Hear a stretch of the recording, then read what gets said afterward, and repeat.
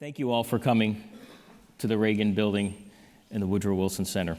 My name is Mike Sfraga. I'm the director of the Polar Institute, and I also direct the Global Risk and Resilience Program for the Wilson Center. And on behalf of the Wilson Center, the Arctic Research Commission, and the U.S. National Ice Center, I am pleased to welcome you, friends and colleagues, to the 8th Biennial Ice-Diminishing Arctic Symposium. As of last evening, we had over 620 registrants for this program. We have over 80 speakers. We apologize to those who also wanted to speak, but we just could not fit you in the schedule. Quite an ambitious schedule indeed. This type of turnout tells me a number of things. One, the Arctic as a region is no longer emerging. It is a region of global political, economic, social, environmental, and security importance. Indeed, we now have a globalized Arctic. And that is why we will spend the next 2 days together exploring the many components of a region experiencing dynamic and rapid change in all forms that change comes in. We'll do this with an emphasis on the Arctic Ocean, an ocean literally opening up before us. To start this morning's session, one might ask, why do you have a senator from Maine as your first speaker? Senator King will tell us exactly why we have a senator from Maine opening such a discussion. As many of you know, Senator King was elected in 2013 and sworn in as Maine's first independent senator. He also served 2 terms as Maine's governor. He is the co-chair of the Senate's Arctic Caucus with Senator Lisa Murkowski of Alaska.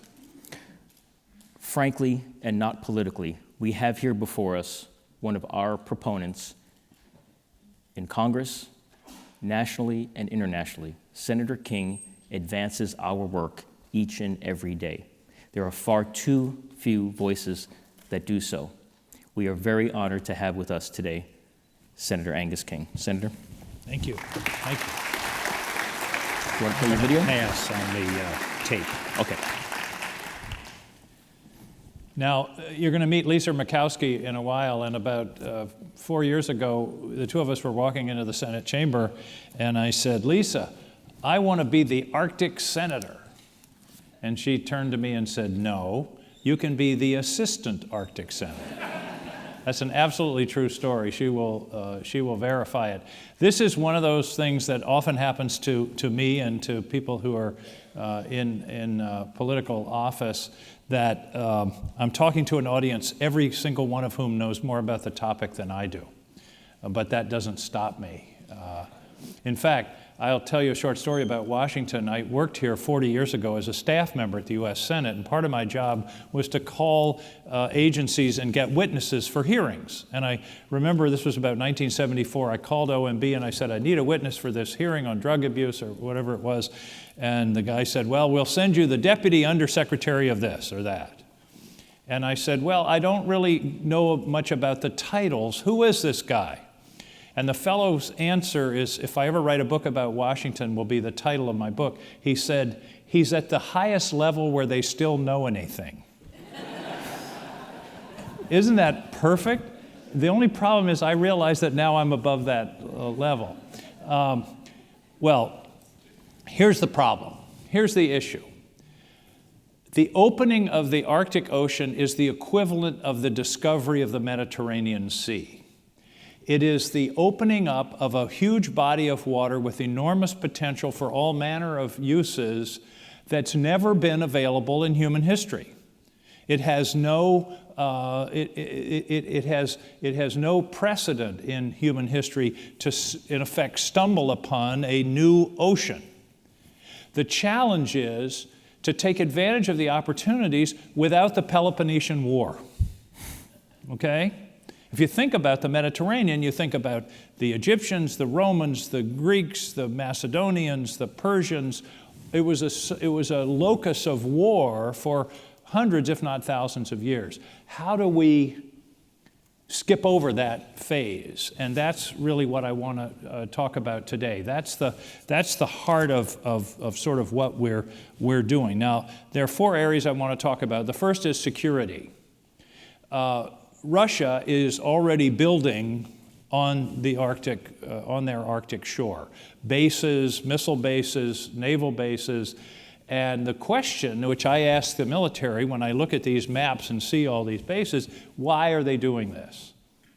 And the general answer is defensive. They view this as a frontier. It's adjacent. It's across the way from the United States and Canada, so it's defensive. Okay, we all understand defense. During the Cold War, we had the DEW line, and we had defenses along there. But the issue is, what is that military buildup all about?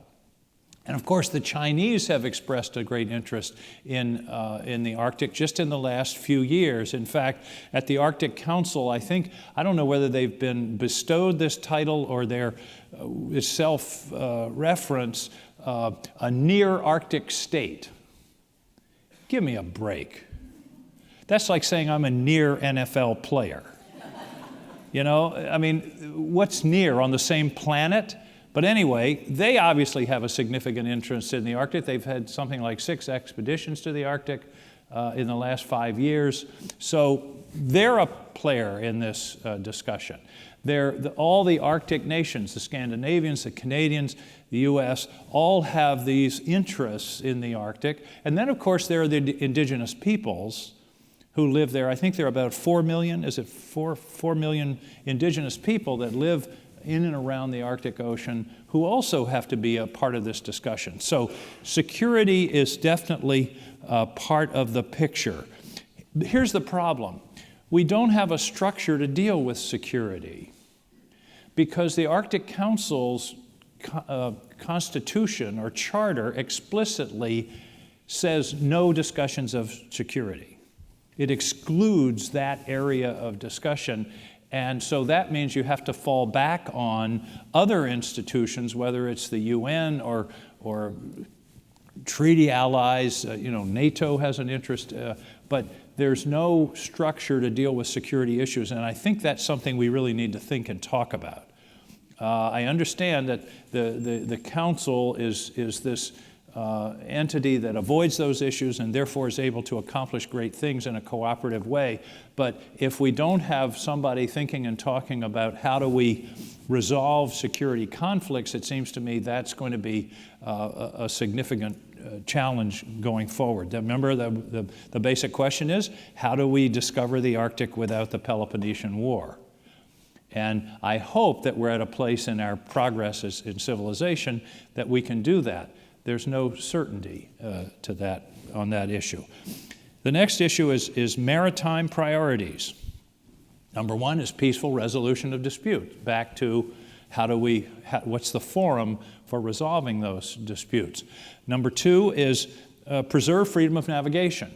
And that's going to be a contentious issue, particularly now that the northern route is more open than the Northwest Passage. The northern route, of course, is through waters that Russia claims either as territorial waters, exclusive economic zone, or just, our water. And so freedom of navigation, international waters, those kinds of issues, it's sort of, the echo of the South China Sea in the north. And how do we resolve those issues? You'll notice I'm not giving you any answers here this morning. I hope you weren't coming for answers. I'm raising questions. We got to avoid militarization, it seems to me, as much as we possibly can. The problem with militarization is that it can sometimes lead to confrontation. The Guns of August, Barbara Tuchman. World War I started by mistake. And it was a complex web of treaties, but it was a series of events, and nobody could figure out years later why this awful thing happened. And that's, to me, the greatest danger, both in the Arctic. Frankly, it's the greatest danger in Iran right now. It is a huge danger in Iran, where a rogue group of Shia militia attack a group of Americans, and all of a sudden you have a significant conflagration that may not have been anticipated by either party. So we have to avoid militarization. We also have to have structures for deconflicting, if you will, particularly if there's an accident of some kind. We've got to figure out how to responsibly develop the minerals. An oil spill in the Arctic is very different than an oil spill in the Gulf. Different geography, obviously, but different geology, different water temperature, ice, all of the complications. And so if we're going to be exploiting minerals, whether it's hard rock minerals or oil and gas, we have to figure out how to do that. And again, it's complicated because of the multiple parties involved. Who has the rights, and then who has the rules? What are the rules going to be for safety and avoidance of environmental catastrophes resulting from some kind of a lack of safety precautions with regard to development of minerals? Infrastructure is crucial just for safety. What happens if a boat sinks, if a ship sinks? Who comes to the rescue? What are the rules of the road? What's the infrastructure of the Coast Guard, for example, which works on our coast, but a huge part of their responsibility is looking after mariners in distress. Who performs that function in the Arctic? And I think that's something that we're going to have to talk about. And then I mentioned we have to think about and protect and have at the top of our mind the Arctic people, the people that have been there for millennia, and we can't just shoulder them aside and not take cognizance of their issues. Navigation. Navigation right now is unpredictable. The Serenity, the cruise ship, got through in 16 and it was really great. In 18 it got stuck, even though 18 was a pretty warm year. So it's still a somewhat unpredictable place.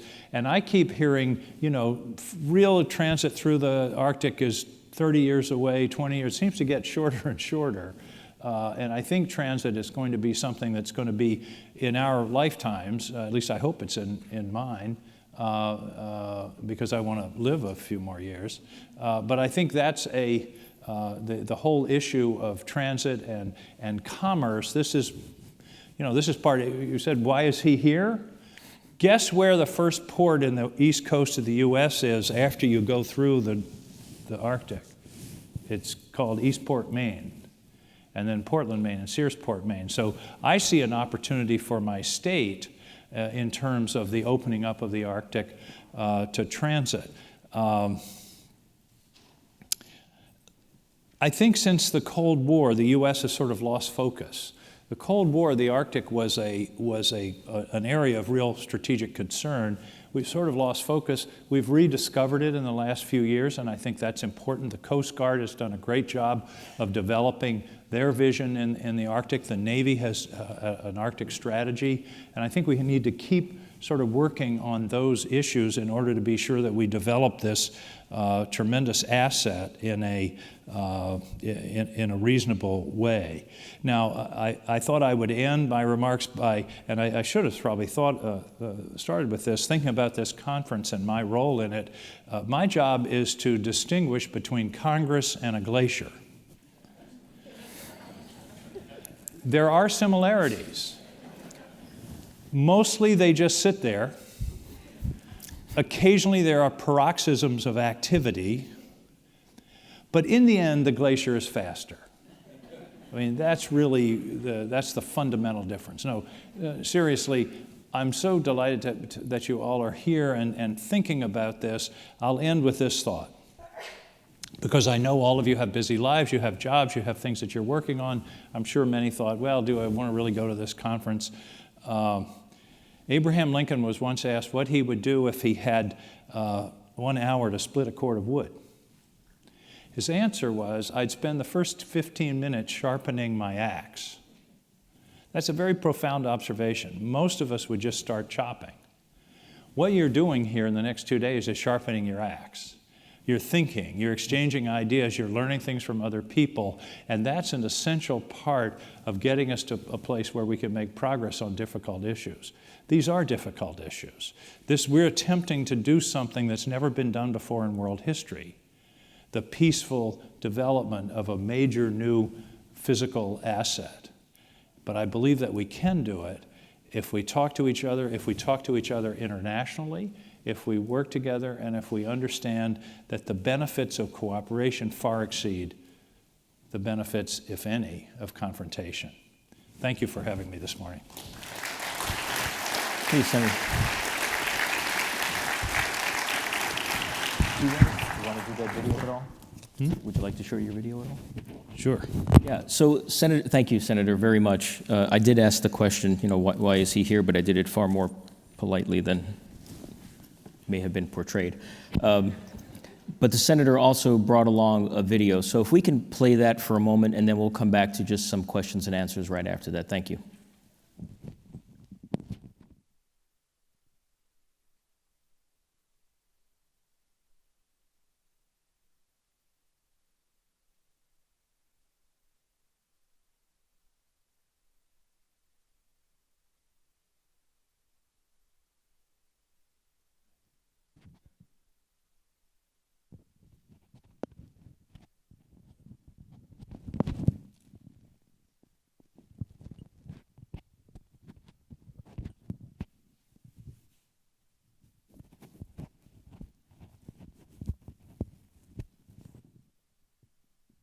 It's good in about 30 seconds.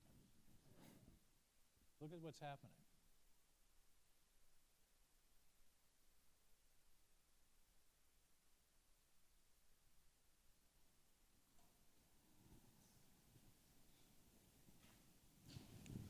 It sort of dramatically shows you what's actually going on in terms of ice loss. 2/3 of the volume of ice in the Arctic has been lost in the last 20 years. 2/3. I mean, that's sort of stunning, and that gives you the idea of the urgency of dealing with this issue. Thank you. Senator, you brought up a number of issues, and I have far too many questions here, but you mentioned Russia. And when we listen to President Putin speak about the North and the Arctic, it's clearly part of the DNA of that country, and certainly a critical component of Russia's future, economically and otherwise. But he sort of owns this issue. I mean, he really has put his back to it and makes sure that there's everything from photo ops to resource investment, et cetera. What will it take in this country? Will it take an accident like a Crystal Serenity? Will it take the potential of a conflict? What will it take for our country to own, not the entire Arctic issue, because it's a big one, it competes with other issues, but what will it take for us as well to have the Arctic in our DNA? Well, I hope it doesn't take some kind of catastrophe or confrontation or major event. I would hope that it would come out of thinking and thought and work here. One thing I didn't mention is our utter failure to deal with the infrastructure of the Arctic, namely icebreakers. With great fanfare, we started about a year ago to build a new icebreaker. Well, it's not really a new icebreaker, it's a replacement icebreaker. About the time the new icebreaker that's under construction is finished, the one that we have now is due for retirement. In fact, it was due for retirement about 10 years ago. So we shouldn't pat ourselves on the back for building an icebreaker. This is the minimum, and Russia has, I think Russia's building 16 right now, including a couple of nuclear-powered icebreakers. And that's the basic infrastructure, the roads and bridges of the Arctic, if you will. So I don't know what it's going to take. I think obviously it'll take leadership at all levels, and it's something that people just have to start paying attention to. Speaking of the icebreakers, when that was navigating through leadership, what do you think was the issue that spurred on at least the potential, the funding of this one? Was there a critical moment or time or issue that came up that maybe those of us who work on this issue can find some solace in, but also try to help move forward? Well, there were several. I can tell you that there's a small group of us in both the House and the Senate that have been sort of obnoxious about this issue. I'm told I have a real talent for that. But Dan Sullivan, myself, Lisa, kept advocating. Dan and I are both on the Armed Services Committee. We raised it there. It was raised by some members in the House. I think one of the key moments was when President Obama went to the Arctic, went to Alaska, I don't know, about four years ago, and expressed some interest, and sure enough, the icebreaker appeared in the next year's budget. So I think it's going to take, to some extent, presidential leadership, because that's where the agenda starts. Mm-hmm. I want to move to China for a moment. So many of us talk about China in the Arctic, and there's a number of views here. One is benevolent, participant in the development of the Arctic. There's another opinion that there's perhaps more dubious motives. What's your take on China's interest in the Arctic? Every hearing that I'm in with major foreign policy people, I ask the same question: what does China want? Mm-hmm. I haven't yet gotten a really definitive answer, although the best answer I ever got was from Henry Kissinger, not surprisingly, a long, thoughtful, you can look up the transcript of it. It's really hard to say whether China is simply looking to be a regional hegemon. Are they looking to be a global hegemon? Are they looking for economic advantage? I think part of their interest in the Arctic is resources, just as it is in Africa and Latin America and other places. In the U.S., Joe Manchin talks about a Chinese proposal to do a huge natural gas development in West Virginia. Mm-hmm. And I think a lot of it is chasing natural resources. But whether there are more malign interests, I would be inclined to doubt it now. But you know, the issue is capability and will. And right now, let's say they don't have the will, they don't have the impulse to dominate militarily or in that way. But once they develop the capability, you know, a change of leadership can be a change of will. So I think it's something that we do need to be concerned about. I remember going to the Arctic Council in Iceland, I don't know, 5 years ago, and there was this huge delegation from China, and I remember being surprised that they were there. I said, well, you know, why are they there?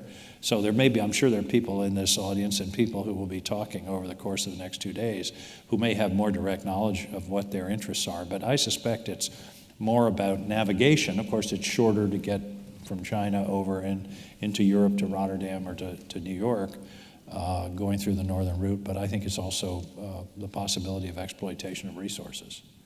When you ask your colleagues about what China's motives are, that's one question. The second is, we're watching what Russia is doing.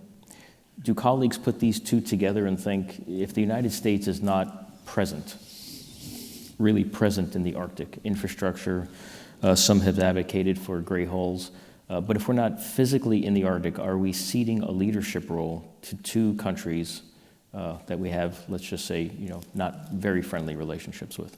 Yes. Okay, well, thanks. I just want to show that politicians can, in fact, do one-word answers every now and then. No, that's absolutely true. And I have to say, again, seeing sort of developments globally in terms of national security, a worrisome trend, and I just started hearing this in the last 6 months, is a growing closeness of China and Russia. You know, they still have lots of rivalries. And interestingly, the Arctic is a rivalry area. Mm-hmm. It's not a natural joint area for them. But to the extent that they cooperate with one another in a security sense, that's a serious issue for this country. Because all of our national security strategy talks about near-peer competitors, China and Russia. What if it's near-peer competitors, China-Russia? Mm-hmm. That's a different kind of security challenge. But I think in the Arctic, as I say, I think they may be competitors. I think Putin thinks of it as his lake. And part of the sort of Russian history, you know, if you go back into Russian history, they've been looking for a warm water port. Who knew it would be on the Arctic Ocean, other than Archangel? So I think he sees it as a huge opportunity for Russia in a whole host of different areas, and that's why I should have mentioned our failure to join the UN treaty on the law of the sea is a huge mistake in my view. And I've asked every major military official who's come before my committee, I've asked the question, should we join UNCLOS? The answer has always been yes. That's in the national interest. And right now, Russia is litigating claims in the Arctic, and we're sitting on the sideline. We have no role because we're not signatories. So that's something that I think, you know, hopefully in a different policy world, we'll be able to do. Well, you brought up UNCLOS, and I know many of my friends and colleagues in the audience, we beat that UNCLOS horse a lot. It has one last whimper maybe left. So what is the issue? Why can we not move forward on that? I think the issue is that some of my colleagues think that any treaty is a abdication of sovereignty. It's not necessarily the treaty itself, whether it's UNCLOS, although yesterday we actually passed a treaty, a tax treaty. The Senate passed it by 2/3, and holy smoke, I mean, when does the last time that happen? But generally, treaties are looked at by a certain segment of the political spectrum as suspect, as an abdication of sovereignty, handing over, it's sort of America first kind of thing. When in reality, in my view, a treaty can enhance sovereignty. I mean, if you think about it, a stoplight is an infringement on your sovereign right to drive straight through an intersection. It is. It's a real restriction on liberty. But we do it because it saves us from fearing of getting killed by somebody coming the other direction. In other words, something that is an infringement on liberty can in turn enhance liberty. I think that's exactly the way to think of a treaty like this. Yes, we give up something, but we gain something in the process in terms of our ability to function in the world. So I think there's a misperception of treaties, and it's a political issue that's sort of a litmus test isn't the right word, but it's a hot flag issue. Mm-hmm. Thank you.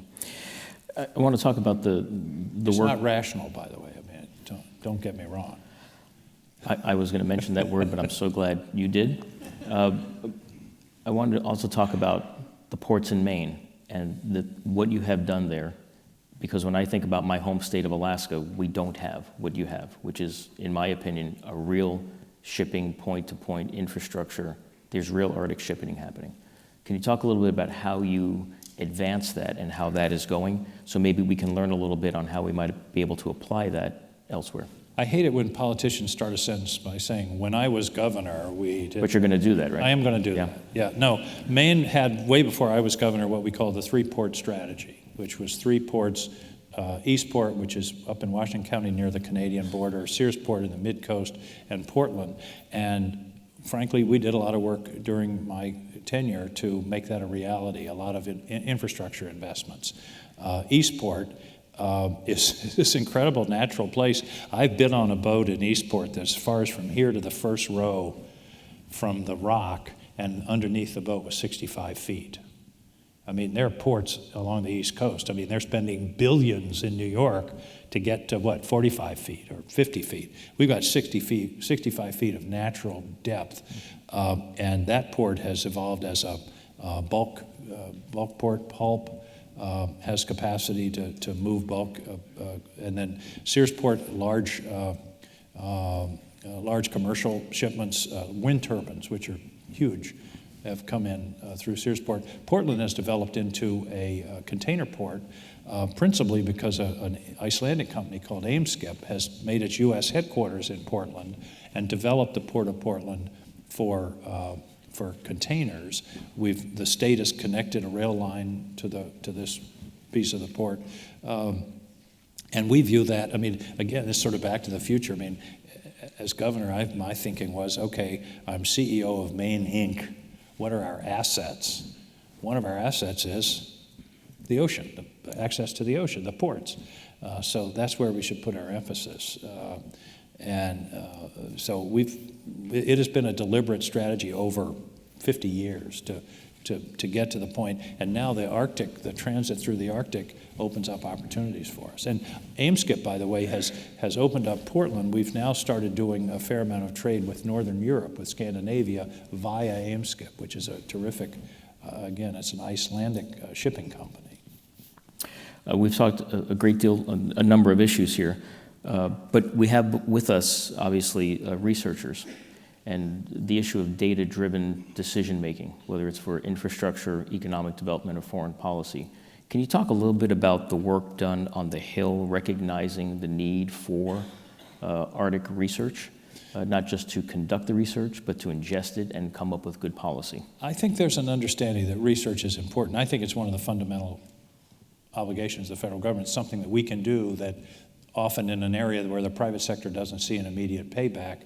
And that's why the federal government does such important work in disease research, for example, NIH, but also data in this. I mean, that's how you make good decisions if you have good data. And by the way, I learned from a friend in Maine that the plural of anecdote is not data. Just so you know. Works for I'm writing that down.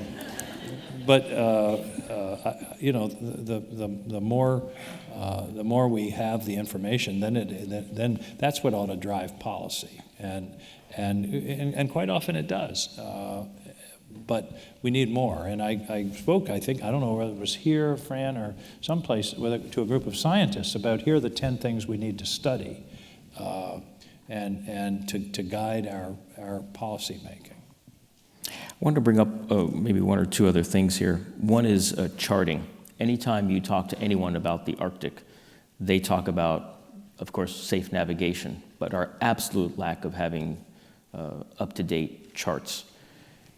Okay? Yeah. Well, you want me to say that's okay? I mean, no. I mean, no. That's obviously a lack. And you know, given and I'm sure there are people here that say, King, you're way behind the times. But given our technology now of satellites and GPS, charts ought to include icebergs as well as what's on the bottom. I mean, we can know where things are. We can predict their movement. So clearly that's a need. My introduction to the Arctic took place in my first year in the Senate when I was invited to go on the USS New Mexico, a Virginia-class nuclear submarine under the Arctic. And it was an extraordinary experience to come up through the ice and had a couple of days. The bunks on submarines are quite small. But that was the first time I'd really had exposure to the physical place, since I've been a number of times to Greenland and Baffin Island and Alaska. But we need charts. We need more data about the water temperature, salinity. We need data about, in fact, one of the centers in Maine, the Bigelow Center, is doing studies about the difference between an oil spill in the Arctic water versus the Gulf of Mexico, and how it handles, how it travels, how it moves. That's the kind of information that we need. I wanted just to loop it around, because I know you have to run. Just one additional question. You raised several of them. One, back to the security issue. Where do we have these discussions? And many have grappled with it, right? So is it at the Munich Security Conference? Is this something where we need to think about the military-to-military relationships, not just Arctic nations, but non-Arctic nations? Is it part of a portfolio that is, normally set in place by the Pentagon? Do we need somebody within the Pentagon who thinks about just that and then works with, or forum like this? Are forum like this helpful, but we're not decision-making, nor is Munich? Sure. I think it's a lot of that. I think one of the things you mentioned was military to military. I think that's crucial. Remember I talked about accidental conflict? That's where if a general can call his counterpart on the other, his or her counterpart on the other side and say, we've got a plane headed your way that's disabled and can't get back and is going to attempt to land at your base. It's not an attack. We need to have those kind of relationships. Even if our countries aren't talking very effectively, I think we need to have those kind of military-to-military communications. And I think we have structures both in the Coast Guard and in the Navy, and NORTHCOM, which includes most of the Arctic. EUCOM includes part of it. And I think one of their principal roles is deconfliction. And I think that's going to grow as more and more activity takes place. I think the more deep question is, what do we do about setting up a real structure to deal with these things? And the question is, and I'd love to have your thoughts, is should it be the Arctic Council? Should we amend the charter of the Arctic Council and have security and deconfliction be part of the mission, or would that blow up the Arctic Council? I mean, that's the challenge, and I don't know the answer to that, but I think it's something Because if it isn't the Arctic Council, is it the UN? What's the structure? And that's what worries me is, with the Russians building bases along the north, the Chinese sending expeditions, we have military assets in the region. How do we deal with these kind of security issues? How do we deal with deconfliction? How do we deal with that's why this UNCLOS thing is so important. How do we determine where international waters are? What's freedom of navigation? What's the national sovereignty and where's international water? Because around the world, that's a crucial question that's in most cases been settled for many, many years. In the Arctic, it's still an open question. So I do believe that we need to be thinking seriously about what is the institutions to resolve some of these inevitable questions. And the thing, remember I made the joke about, Congress and glaciers move faster. That means we have to start thinking about these things now, not on the cusp of a conflict. We have to have policies and structures in place now rather than 5 or 10 years from now. And I believe that the little video, what I'm learning is this is all accelerating. I had a meeting last night with a fellow that looks at a lot of these issues. He said all of these changes are coming faster. And I can remember sitting in a hearing and being given a placemat with pictures of the Arctic ice and predictions for 2030. And then somebody handed me this year's ice, and we were already at 2030. I mean, the predictions have been conservative, if anything, and therefore the pressure is on us to find some institutional solutions to these issues before it becomes a crisis.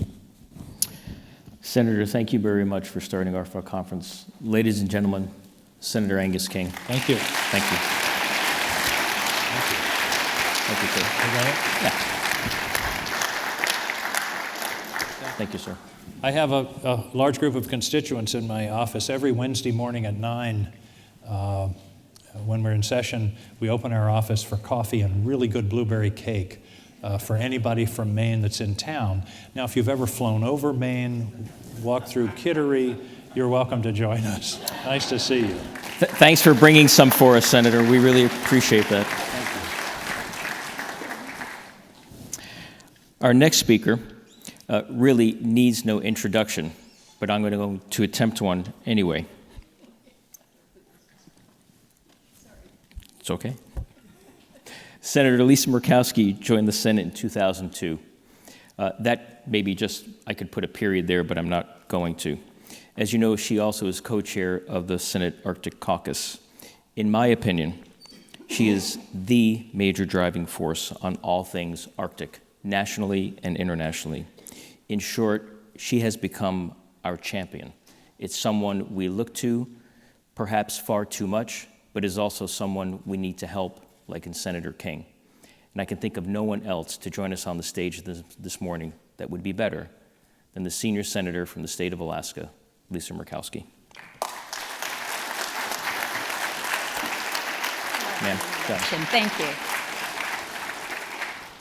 Mike, thank you for the introduction. I'm glad that I was able to be here while my friend Senator King, my co-chair, are bookends. I'm always nice to you, Angus.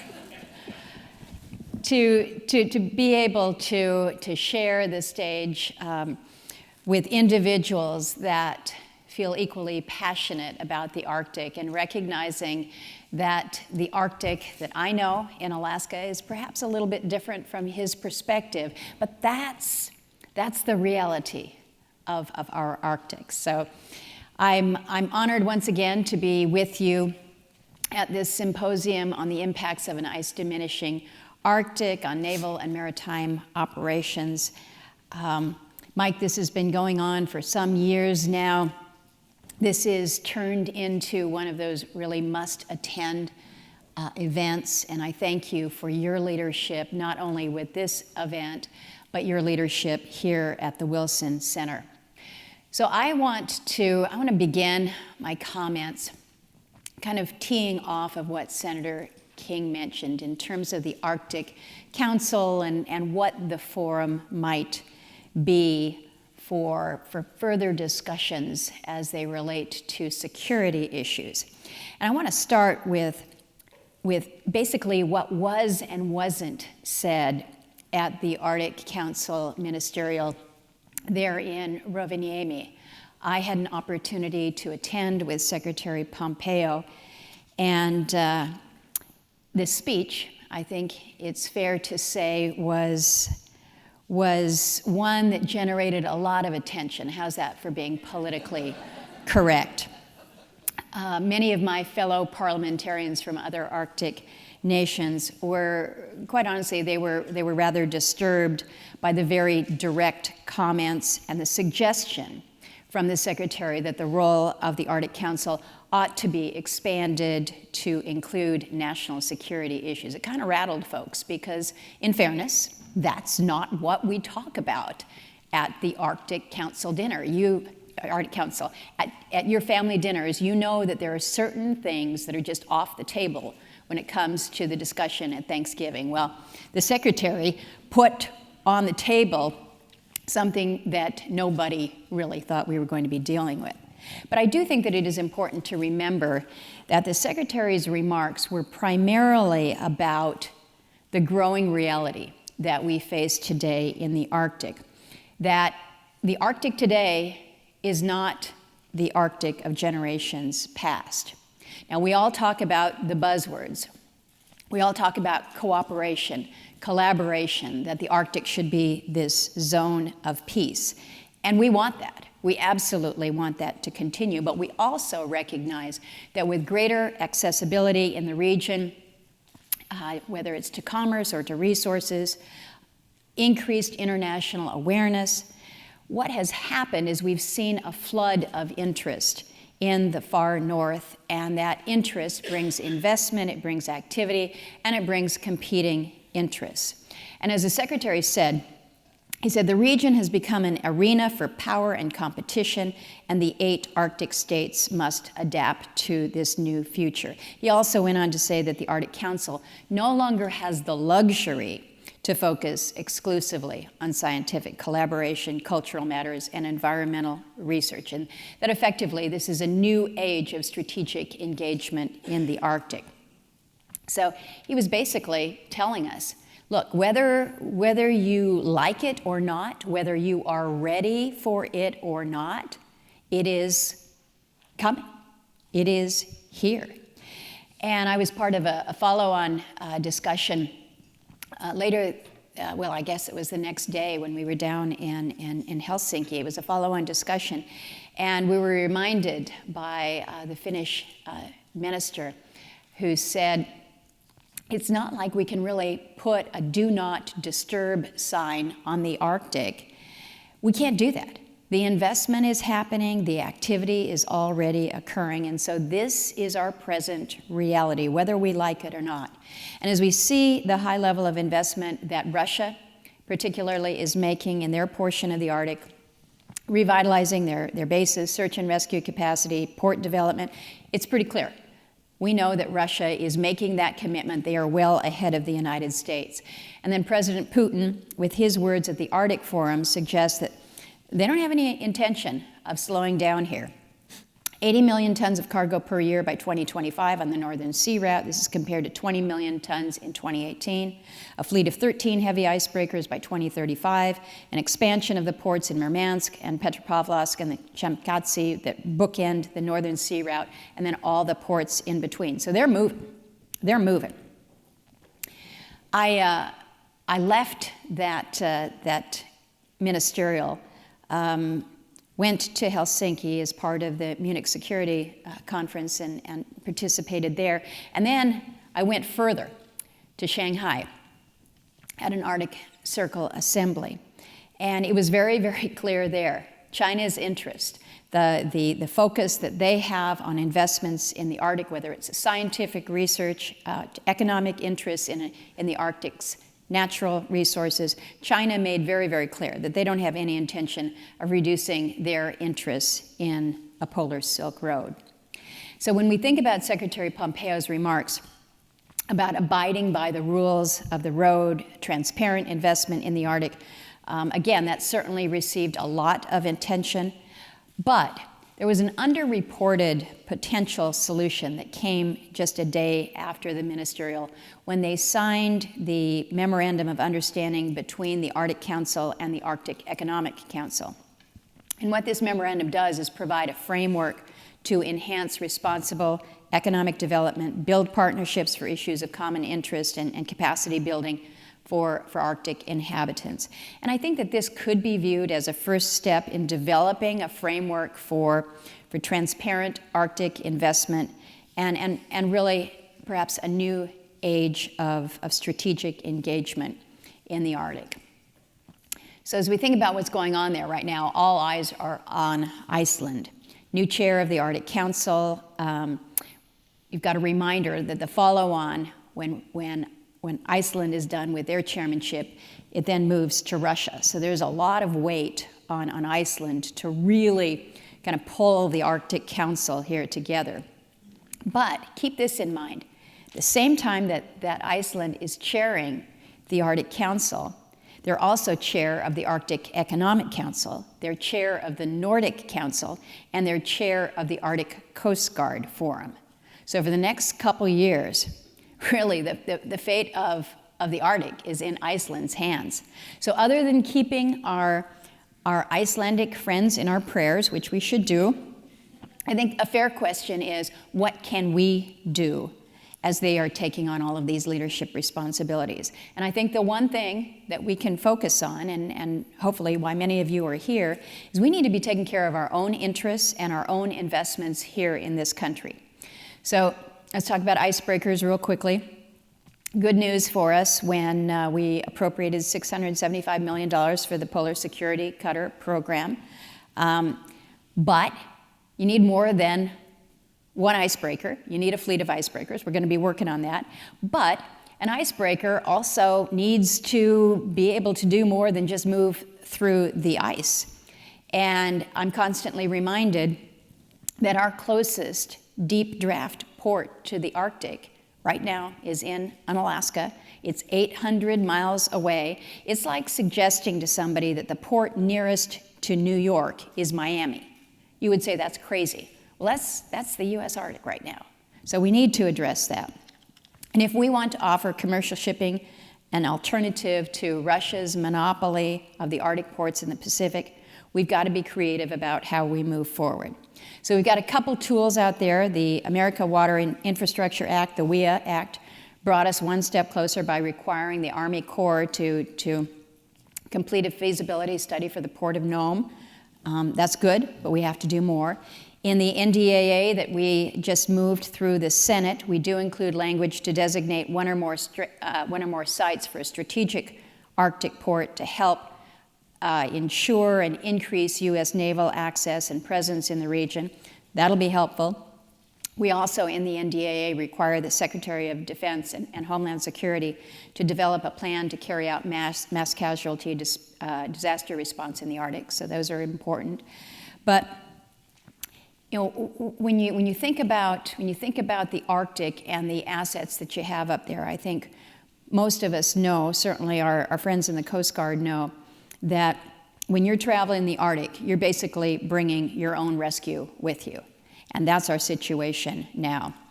We saw with the Russian passenger ship that ran aground in the Northwest Passage in 2018. We saw the Norwegian cruise ship earlier this year. You have to have a response plan. There is no other way around it, as is developing our infrastructure.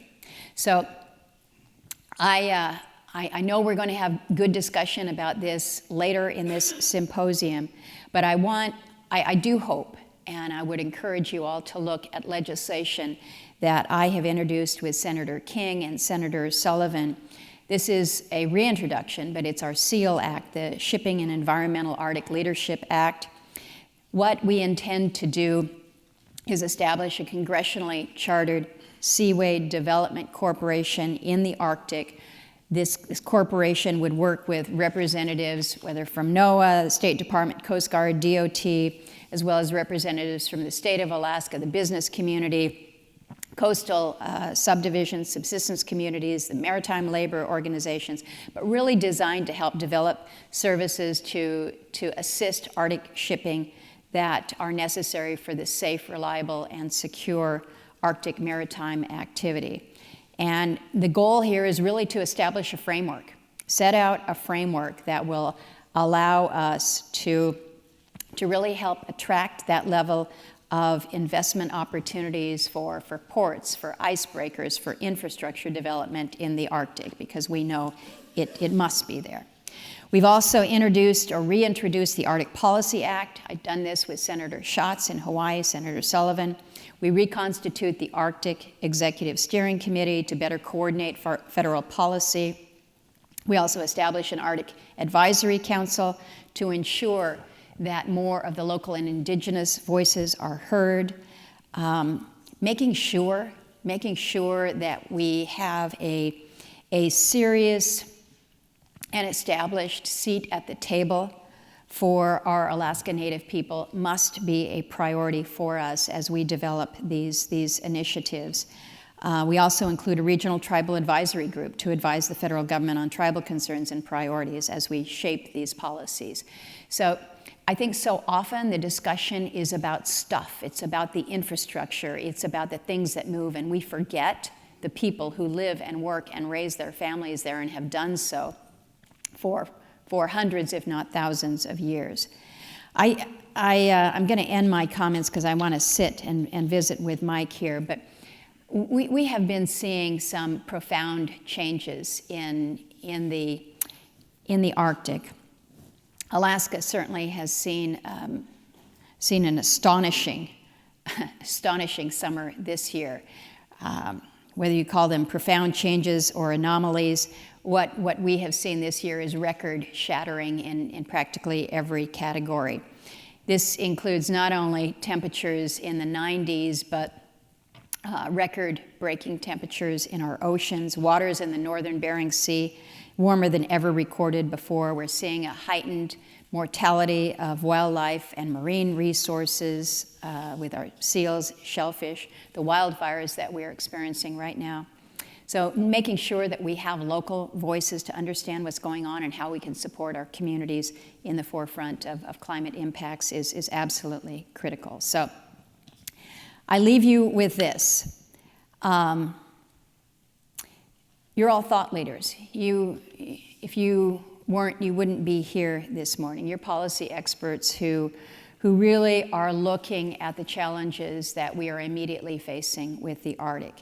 And it is a good question. It is an important and a timely question that we consider how we are effectively engaging in the evolving global conversation in the Arctic. Really, what are the forums that are appropriate for addressing the issues of greater power competition and concentration and our national security? And then finally, and perhaps most critically, how do we address these issues while we are remaining ever mindful of the Arctic people? So make sure that as you are considering these challenges, as I do, that we never forget those who are our first peoples in the Arctic. And with that, Mike, I'm happy to visit with you. Thank you, Senator. Welcome. I think you also shared with me the staggering statistics. I forget what you said. How many lightning strikes in the state of Alaska last week? Last Friday, 24-hour time period between Friday and Saturday, there were 24,000 lightning strikes. They never recorded that many lightning strikes in such a concentrated period. The following day, it was down to 5,000. I looked at the fire report this morning before I came over here, and the latest 24-hour period was 4,000 in a 24-hour day. So yeah, stuff is happening. It's electric up there. It's might be a Chamber of Commerce line, Yeah. or not. Or not. You talked about the SEAL Act, so I want to talk a little bit more about that, Yeah. but practically. But I also want to talk about just the institutional sides of this, aside from just setting up what could be a commission, a corporation on that. And that is your other bills. To me, that's an attempt to institutionalize the Arctic and the Arctic narrative throughout government, and maybe one step to a more whole of government approach, although people throw that line around rather loosely, but hard to do. Is that analysis correct? Or? It is fair, and I think you're right in how you're defining this as institutionalizing some of these policies. We have executive orders, we have executive steering committees, we have one administration come in and lay down an Arctic policy. We have different departments that have theirs. What we really haven't done is to institutionalize, to incorporate into our laws and our statutes some of these governance aspects when it comes to the Arctic. And so when we talk about how we attract investment, we know that whether it's the Arctic or elsewhere, if you don't have some level of certainty of policy, it's really challenging to be able to attract that longer term investment.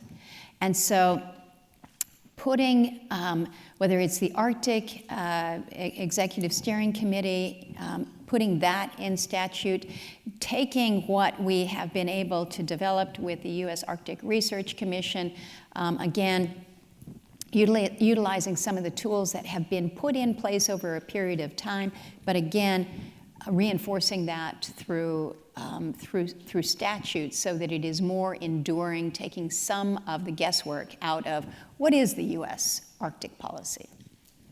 And when you travel internationally to other Arctic countries, do you see that institutionalization of their Arctic perception, their policies, their missions? I think there are clearly some that have outlined it. People in the country know what's going on.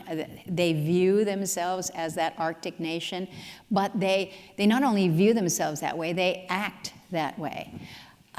In Washington, D.C., I can tell you that people will say, well, you've got a new administration, new president. How do they feel about the Arctic?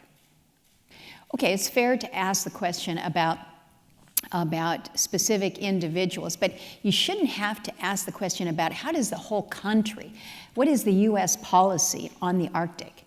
That should not be something that changes with every administration. It just should not be something that changes with every administration. So how we reinforce what we have and where we need to go is what we're trying to do with this updated, refreshed Arctic policy initiative. And I think this is a good exercise for us to do. Some of you were around when President Bush laid down his Arctic policy. And it was interesting because Meade Treadwell remembers this well. We worked on that throughout the whole of the Bush administration. Didn't come out until the end of the administration, really the closing days there. So you effectively have missed a whole administration where you could have had a more concentrated focus on where are we going, what are we doing.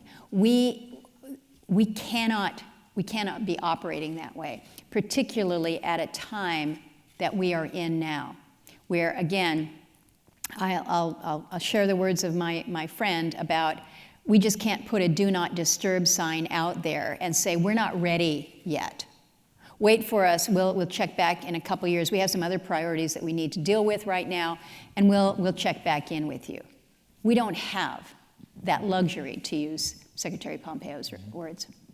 So to me, and I'm mindful of your time, I know you need to leave soon, but to me, having an institutionalized approach to the Arctic then addresses, in my opinion, the underscoring of this conference, which is on naval and maritime operations. How do we not, you're always asked, how do we build more ports in the state of Alaska?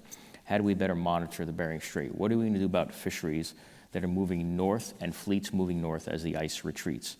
So to me, making an assumption, having at least institutionalizing the organizations that can help better inform and create policy might be, the question is, might be a way forward towards naval maritime operations actually taking place, being safe, being built, on and on. Good assumption, bad assumption, or is No, that, I think did it's a just fair simplify it? assumption.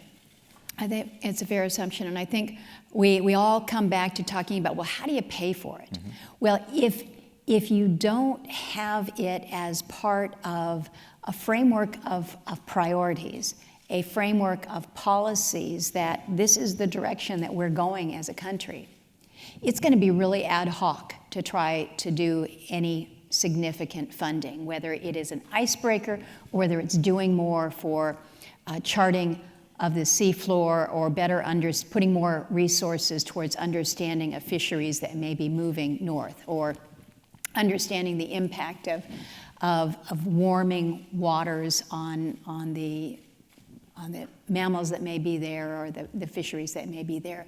So this in my view, is kind of the necessary step in order for us to get the funding commitments that must come. Because we all know that none of this is cheap. $675 million is going to get us one icebreaker with some leftover to be working on the design for number 2. But that is a very present reality that we face.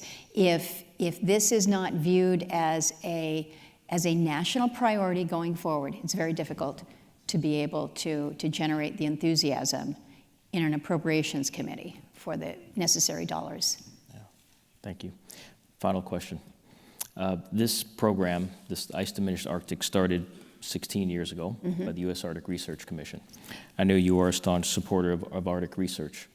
Can you talk a little bit about where you see what the nation needs to do in terms of investments in Arctic research, even though we know there are headwinds to funding all the time, but in terms of how you see the Arctic research investment, not research, but the Arctic research investment, and how that then informs the public policy to be developed? You know, just as you asked that question, Mike, I'm thinking maybe we ought not call it Arctic research. Because when you think about it, what we are learning in the Arctic is informing us with so much of what is happening in the lower 48 here, but really worldwide, globally. And you know, Angus mentioned something when he was talking about healthcare funding. I will tell you that when I think about those advocates that are able to really push us as lawmakers to get money directed in a certain direction, think about the funding for NIH. NIH is the entity that is doing extraordinary things in curing cancer and finding cures for Parkinson's and Alzheimer's and ALS, et cetera. They are not necessarily their own advocates, but what you have are advocates for every disease group that come and say, you need to give more money to NIH because we need to cure cancer. And what do? We put more money to NIH, and we're making some good progress. When we think about funding for the Arctic, it is unfortunately kind of in a category that, well, we've got a lot of other needs, and is the Arctic that important? I think we need to make the attention to the Arctic and understanding the Arctic a more broad and national and really international and global view, because we keep talking about the Arctic we're kind of the thermostat for the globe. Mm-hmm. If the Arctic is healthy, then things seem to be in balance on planet Earth. But we talk about, well, we need to do Arctic-specific funding. This is research to help us better understand our whole planet. And so how do we think more expansively about this? Because if this is just viewed as we just need to understand the Arctic in its own little isolated self, we're going to be competing against the other research initiatives that are all out there. You know, we're all talking about Apollo 50 right now. And you have those that are competing for better understanding of space. Well, we're competing for these resources for better understanding of Arctic. So maybe that's another challenge for you as thought leaders here, how we can be more expansive in our view and why we need to better understand the Arctic. So we may be a victim of our own underscoring of the Arctic exceptionalism, that we're so special. Maybe we need to better network into other areas. Okay. Well, and we are special. We are. We are absolutely special. Don't disabuse yourself of that notion at all. But maybe what we need to think then is we're special, but why does that then have impact to everybody else? And why is that relevant to the rest of the world? Okay. So keep doing good things. Senator, thank you for joining us. Ladies and gentlemen, Senator Lisa Murkowski. Thanks. Thank you. All right. See you tonight. Thank you.